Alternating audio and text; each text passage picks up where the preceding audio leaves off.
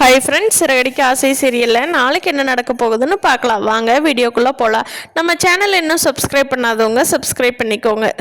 மீனா கிளம்பி போனதுனால என்னதான் வேலைக்காரின்னு பேசினாலும் முத்து விட்டு கொடுக்காம பயங்கரமாக இருக்காரு. மீனா மேலே பாசமாக தான். மீனா அங்கே சொன்ன மாதிரியே முத்து பயங்கரமாக பாசமாக தான் இருக்காங்க. மீனா இல்லாதனால இந்த வீட்டில் சமைக்கிறதுக்கு யாருமே இல்லை.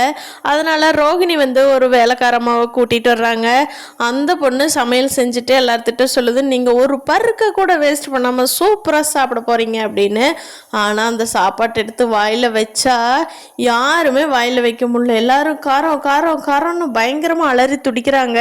அப்போ முத்து எந்திரிச்சு சொல்கிறாரு, பார்த்தீங்களா வேலைக்காரின்னு மீனா சொன்னீங்களே, இப்போ மீனாவோட அருமை தெரியுதா எல்லாத்துக்கும்?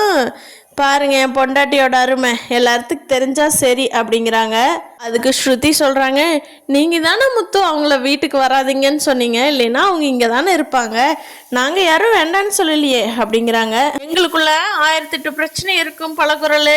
ஆனால் இருக்கிறவங்களாம் என் பொண்டாட்டி வேலைக்காரின்னு அசிங்கப்படுத்தக்கூடாதுல்ல, அதனால் அவளோட அருமை எல்லாத்துக்கும் தெரியட்டுன்னு சொன்னேன். சரியா பழக்குள்ளாரு, உனக்காக சொல்லலை அப்படிங்கிறாங்க.